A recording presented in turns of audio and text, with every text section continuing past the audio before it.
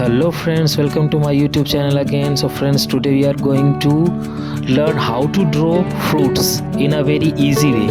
Please watch this video completely. In this video I have made some fruits very easily using circles, and I have also taught this method in schools. So I think if you make them this way, you will be able to make them very easily.